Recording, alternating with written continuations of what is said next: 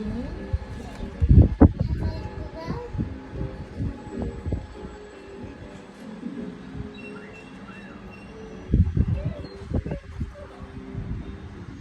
কবে কাঠগোলাপটা ফুটবে আমি অপেক্ষায় আছি। গাছটার বয়স 4 বছরের মতো হয়েছে, কিন্তু কাঠগোলাপ এখনো ফুটে না। আরেকবার কলি আসছিল, জইরা গেছিল, কিন্তু এবার একটা বড় কলি আসছে মাশাআল্লাহ। মনে হয় এবার ফুটবে। আমি অপেক্ষা করছি কবে ফুটবে। প্রচুর বাতাস,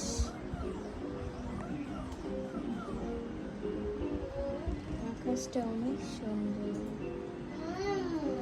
কি বলো আপু?